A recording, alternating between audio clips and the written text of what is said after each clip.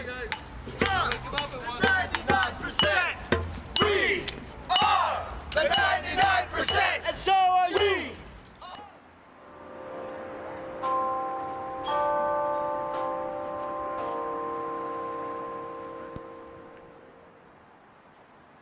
My name is Greg Susi. I was sitting at home watching on Facebook, stuff about Occupy Wall Street, watching on Twitter, and I would sit home and I would add the comments here and there. And then one night, when I gotta go see what this is about. I gotta do something more than tweet about it and Facebook about it. So I came down, I spent the night. I've been here ever since. We all stand for the same thing. You can't silence an idea. You can't shut down an idea. You can't stop it. There's no way. There is something wrong in this world. 1% of the people should not control and make the laws and rule the world. America is supposed to be run for the people, by the people, and it's not being run that way anymore, and that's what we're demanding is back. Police drove by and pulled up on a loudspeaker one night and said, "Do we got to tell you guys to get out of the park every night at 11? And we all shouted back in unison, "Yes, you do." We were the first legal occupation with a legal agreement. And we chose that park because it was, known as a free speech park. We wanted to protest 24 hours a day, and we did just that, even if it meant sleeping on the sidewalk and walking the sidewalk all night, 24 hours. We did it. As long as we're out here, people have that idea and get it planted. Oh my God, why are they out there?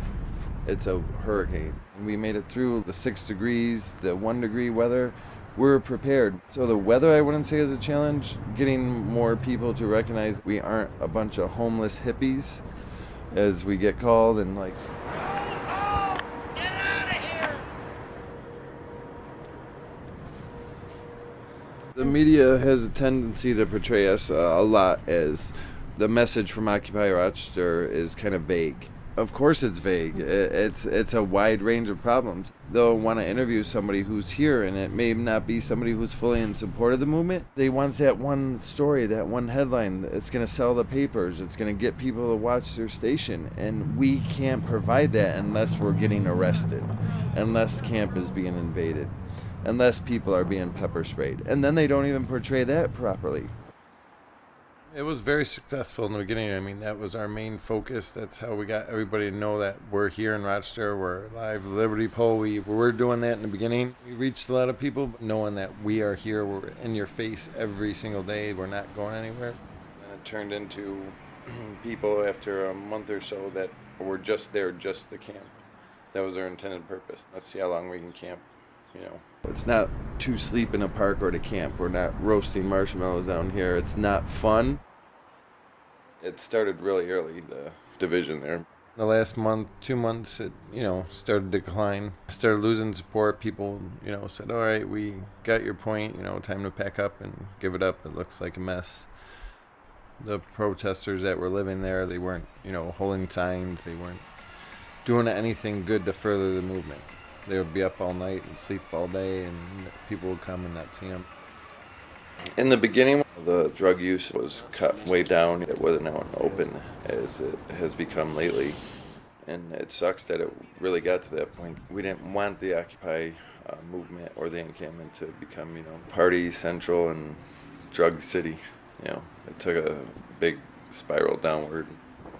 It was disappointing to see that. I kept trying to change it, go down there, and we had a few nights where we had people down there, but then after that it went back to just doing what they wanted down there.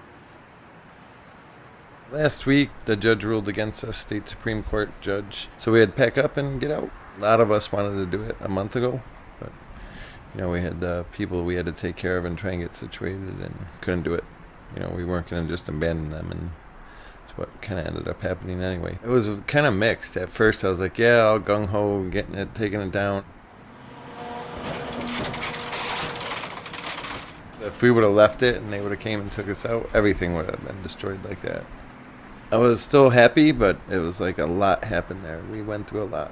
We struggled, I put in hours after hours, days, nights, sleeping there, and that was my second home. I would go to work, go right there, and stay till 2, 3 in the morning, then go back home, go to work. When I stood back and saw an empty park, it was really kind of surreal, and We don't need the park anymore. We're not limited to one space. Now we're occupying more of the mind than anything else.